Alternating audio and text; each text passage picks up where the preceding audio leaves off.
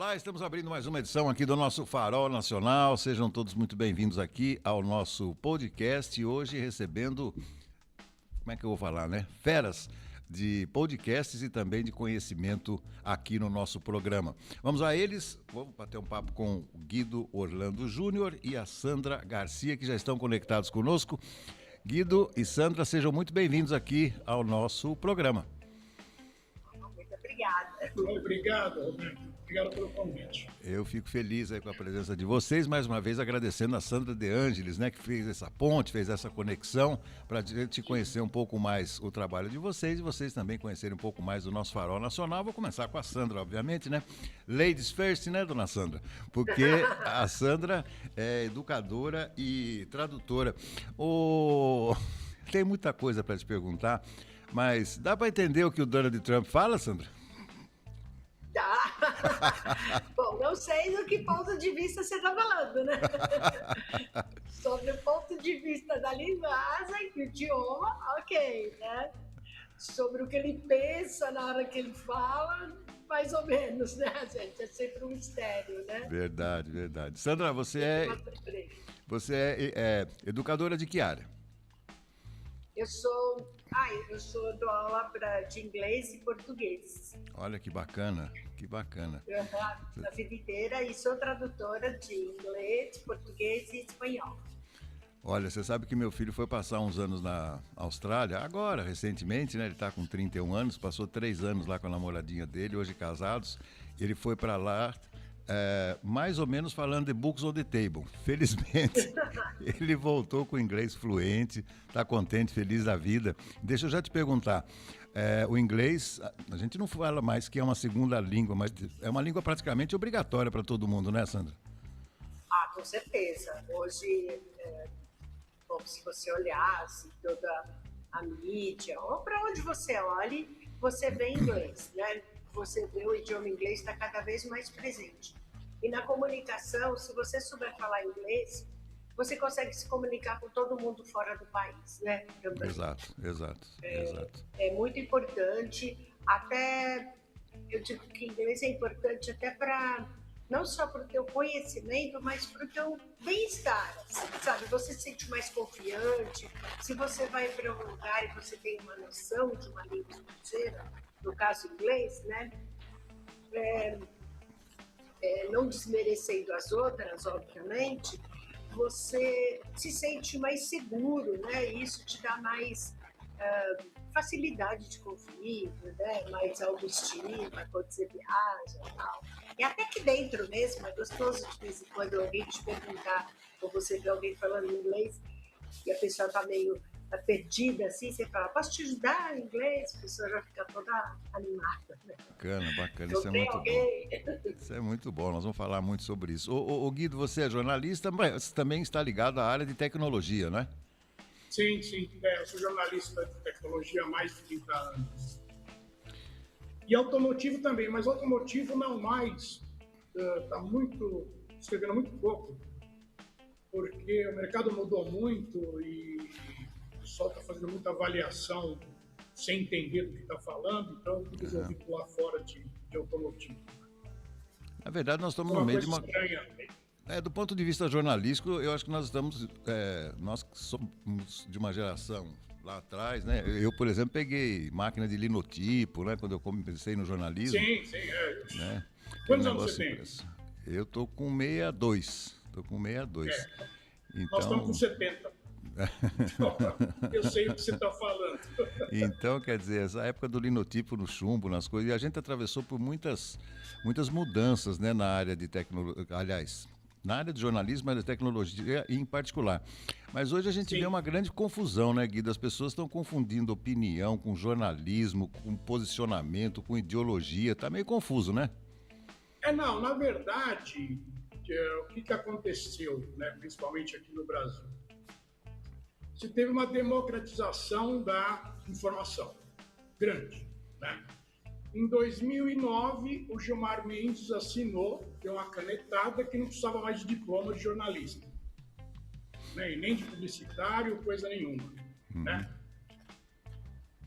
Isso fez com que qualquer pessoa se sente à vontade para escrever e falar do que quiser. Do ponto de vista de distribuição de conteúdo, é extremamente democrático. Agora, falta critério, né? Esse é o problema. Quando você dissemina informação, né? Você pega fake news, por exemplo. Hoje você tem muito mais fake news na internet do que notícia apurada e notícia verdadeira, né? Eu brinco dizendo que a nova fofoca do mundo, aquelas senhorinhas que ficavam na praça fofocando, hoje em dia isso veio para a internet, né? Quer dizer, você escuta falar de alguma coisa, você já sai falando, já faz formando teoria sem a menor base de opinião. E isso é muito complicado, né? Dá essas confusões que dá na maioria das informações que você vê. E as pessoas passam para frente, chegar sem nada, não tem noção do que está fazendo. Né? A propósito, nós estamos diante aí, semana passada, o presidente da República publicou um novo decreto aí, impondo mais responsabilidades para as Big Techs, né? Agora, é uma discussão, me parece, interminável, né? E por enquanto, sem um lado vencedor, porque não, falar ela é interminável e inócua. Porque falar em controle é uma coisa extremamente delicada, não é não, Guido? Não, imagina, não é delicado e também não é viável. Você não consegue controlar a internet mais, já era. E as pessoas não entendem isso. Quem não entende isso quer colocar limite. E não dá para colocar limite. Uhum. É impossível. Sempre vai haver uma maneira de burlar isso. Então vai ficar aquela briga de gato e rato eternamente. Né? Não tem como. A menos que você use meios como no Irã, por exemplo, em Cuba, e na Coreia do Norte, né? Que você, não tem internet para ninguém. Ou vai ter só o que eu quiser que vocês vejam. Claro. Mas aí você arruma uma VPN e consegue burlar, né? Aí é diferente. Sandra, você é frequentadora de mídias sociais? Sou.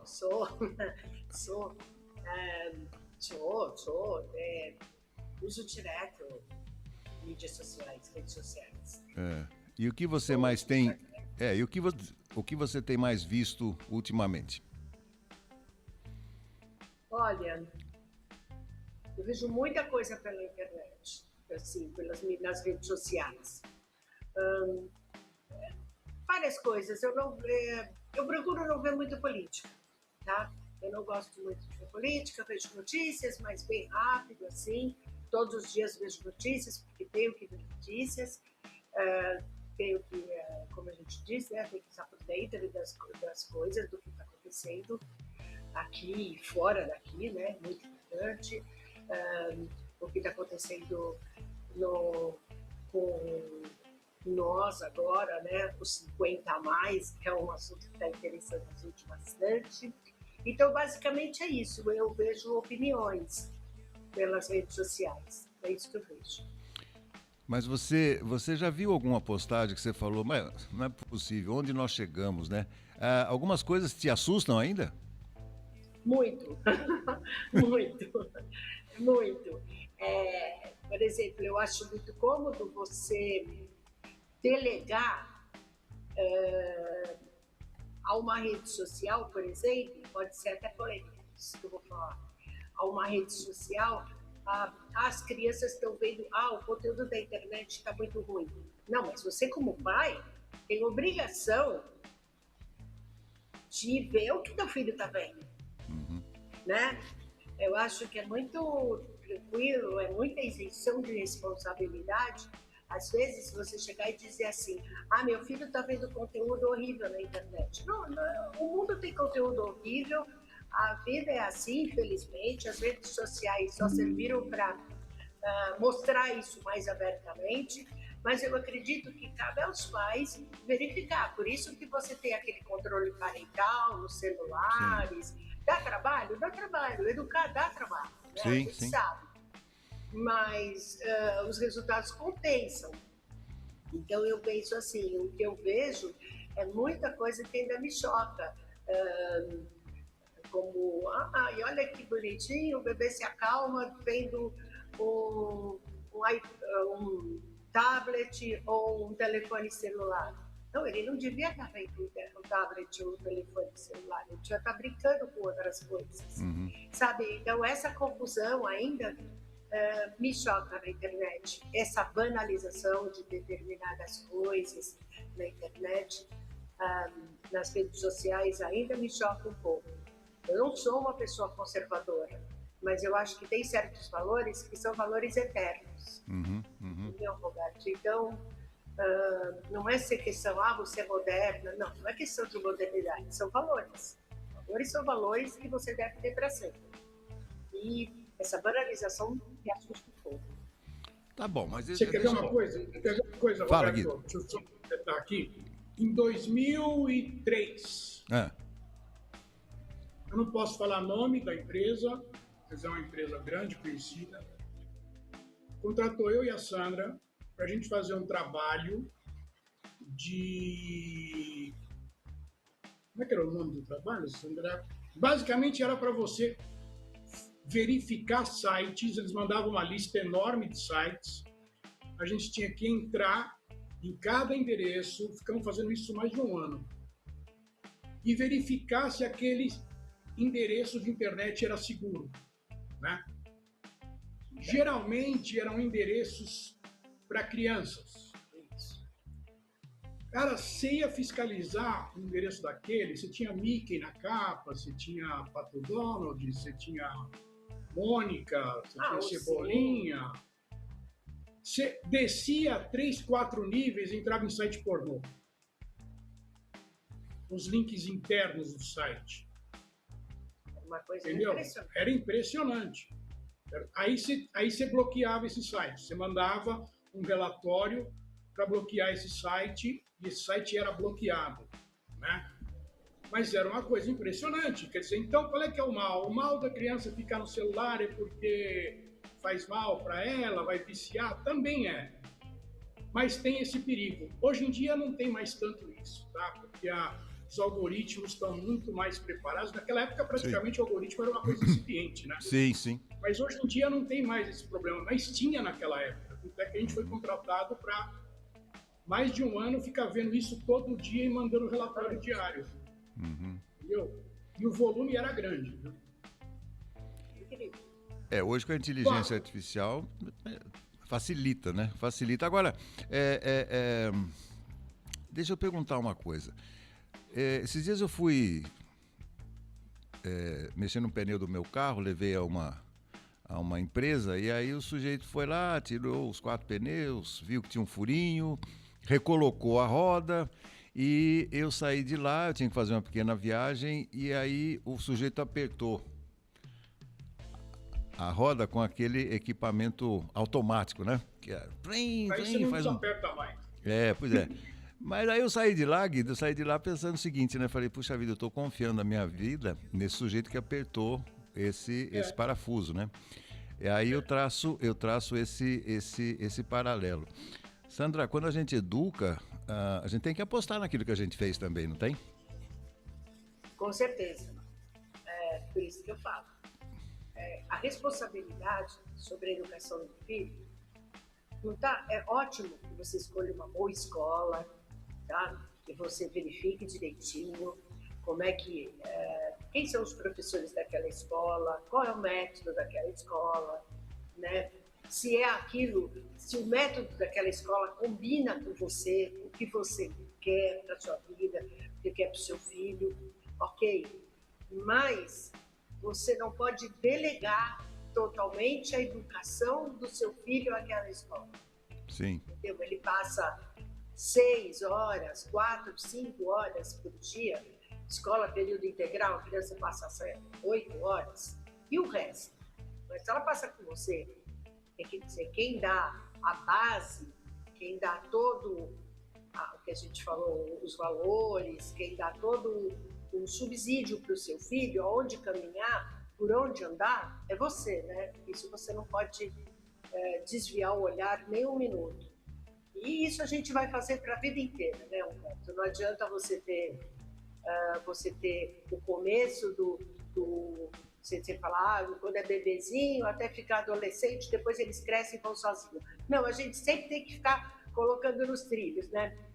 Eu brinco que educação é como empinar pipa, né? Você solta a linha, puxa a linha, solta a linha, puxa a linha. Então tem sempre, você vai estar sempre ali, né? A gente, depois que tem filhos grandes, tal, tem sempre uma hora que você precisa falar, olha, é isso, viu? Ó, não se esquece daquilo, né? Sempre a gente tem que...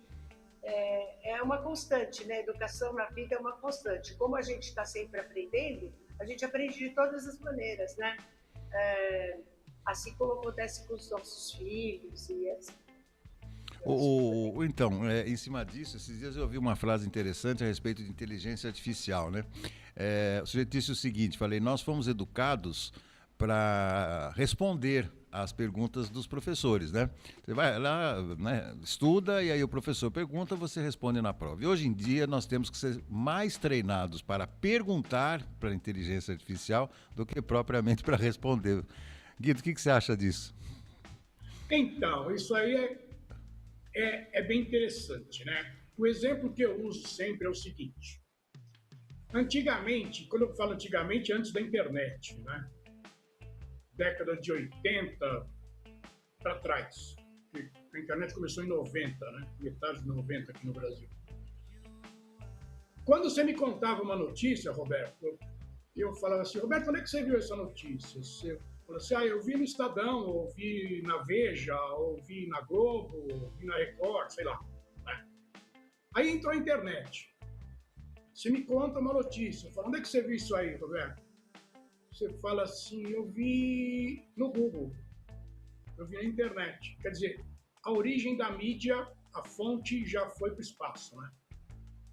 Hoje em dia, já está virando o seguinte, Roberto, onde é que você viu essa notícia? Você fala, eu perguntei para a IA e ela me respondeu. Quer dizer, já não é mais internet, já não é mais Google, já não é mais a fonte, né? Então, eu brinco também dizendo a seguinte frase, a IA ela está emburrecendo a sociedade para depois vender a inteligência que ela acha que é útil. Né? Então é muito complicado, quer dizer, a gente hoje está mais perguntando do que analisando, do que aí você recebe aquilo como uma verdade. Né? E o algoritmo, a inteligência a inteligência não é inteligente artificialmente, ela não tem inteligência, ela faz tudo mais rápido. Ela é uma ferramenta para te auxiliar no teu dia a dia. E está auxiliando? Auxilia muito.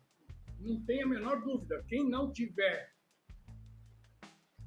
mexendo com inteligência artificial, o mínimo que seja, vai ficar vendido nessa, vai correr sérios apuros daqui para frente.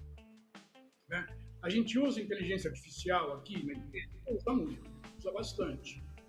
Vários processos foram melhorados e otimizados com inteligência artificial. Né?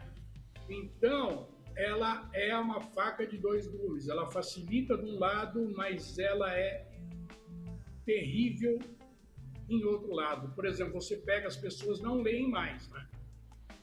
Essa geração que está vindo para trás aí, não leem mais. Basta você ver os comentários. Eu tenho como hobby ficar lendo comentário. Cara, é cada absurdo que você não... Tem parágrafo que você não entende uma frase do que o cara escreveu.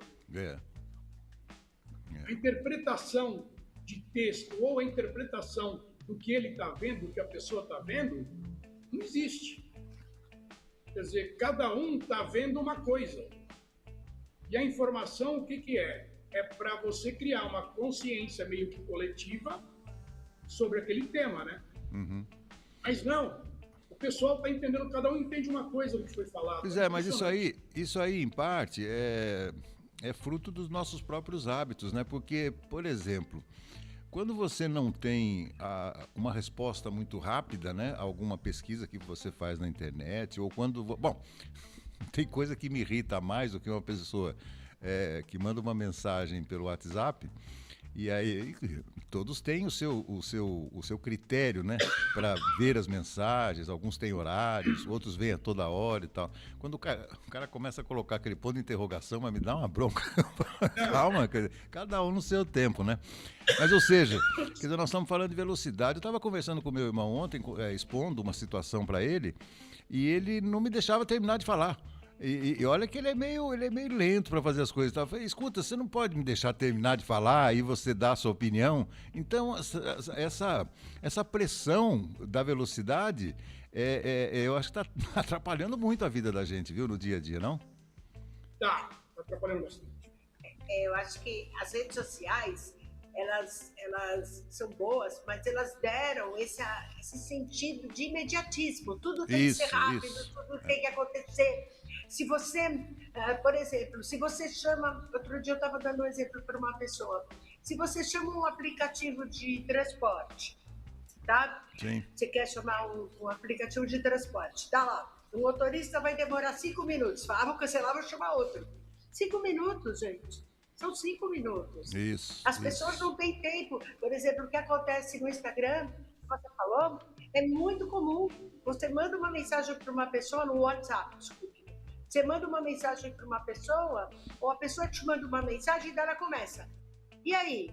Já sabe? Já respondeu? Precisa? É muito imediatismo. Então a pessoa já tem... ela está ficando com um tipo de... Esse imediatismo, eu quase que é uma preguiça, sabe? Porque ela quer informação na hora. No caso da inteligência artificial, voltando um pouco, e reforçando o que vocês disseram, eu acho que tem muita informação para pouco conhecimento. Então, hoje é a realidade. A inteligência artificial ajuda, é uma ferramenta essencial, essencial, mas ela dá muita informação, mas pouco conhecimento. Então, as pessoas estão achando que não preciso mais ler, né? Para que eu vou ler se eu posso pegar numa rede social ou posso pedir para a inteligência artificial me dar essa resposta? Não, ela te dá uma resposta pronta, onde você não precisa pensar, né? E isso está dificultando muito até o relacionamento, né, entre as pessoas. Você sabe que, assim, eu sempre gostei muito de história, né? Eu acho que a história traz conexões para a gente e nos situa, né, em determinados momentos e tal. Eu que sou neto de imigrantes italianos, então eles passaram por 2 guerras, né? Aliás, a minha mãe falava sempre, né? Esse país aqui não sabe o que é passar por uma guerra. Então, é muito diferente. Mas a história cria essas conexões, né? E nós estamos construindo um futuro agora, não há dúvida sobre isso. Por falar em construção, nós vamos falar no segundo bloco do nosso podcast a respeito da construção de um podcast que vocês estão fazendo e falando da geração Note. Desculpa, assim, nós somos da geração Note, é isso? Então, nós temos um nome diferente, é isso? Exatamente. Deixa a Sandra falar o que é Note. Note é um acrônimo, né? Um acrônimo é uma reunião de palavras para facilitar. É o que a gente chama em inglês de New Older Living Trend. Ou seja, trocando em português, é a nova tendência de viver a maturidade. Isso não significa, Roberto, que a gente não quer ser chamado velho, não quer ser chamado de idoso, então quer mudar de nome, né? Ou de terceira idade, quer mudar de nome, quer mudar o rótulo. Não tem nada a ver isso. É só uma explicação que as pessoas descobriram que hoje as pessoas de 50 a mais, 60 a mais, 70 a mais, não é aquele. Uma pessoa de 70 anos, como o Guido e eu, hoje, a gente não é mais aquela pessoa de 70 anos de 10, 20 anos atrás. E se eu pego meus avós com 70 anos, eram senhores, velhinhos, né, que não pensavam mais no futuro. Nós não. Hoje a gente tem 50, 60, 70 anos e está querendo saber o que eu vou fazer amanhã, o que eu vou fazer semana que vem, o ano que vem, quais são os meus planos para o futuro. Nós somos uma geração que está pensando no futuro bastante. Então, esse é o novo Note, uma pessoa que quer participar, quer continuar participando. A gente não quer chegar no fim da vida, né? A gente não quer se aposentar. É como diz o nosso slogan, né? Nós aposentamos os rótulos, não a vida. Exatamente isso. Isso é que é ser Note, é você querer viver, participar. Porque, na verdade, a gente vive ativamente e participa ativamente. Não é porque a gente tem mais de 50 que a gente parou de contribuir com o país, né? Hoje os mais 50, 60 mais são a população mais economicamente ativa, que gera, né, tantas coisas por aí. Então, é mais ou menos por aí. Esse é o Note hoje. Somos Note, sim, com grande orgulho.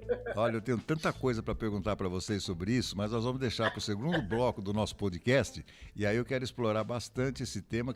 Tem algumas coisas que eu gosto, outras coisas que me irritam, e eu quero saber se isso acontece com vocês também. Por enquanto, muitíssimo obrigado pela participação nessa primeira parte do nosso Farol Nacional, e a gente volta daqui a pouquinho com o segundo bloco do nosso podcast, tá bom? Ok. Tá bom. Deixa eu só dar uma explicação. Vocês viram me mexendo aqui, que a bateria zerou aqui, quase que caiu. E eu fui ver o que estava solto aqui, era o cabo que estava solto. Eu pensei que era algum gato que estava passando aí no fundo.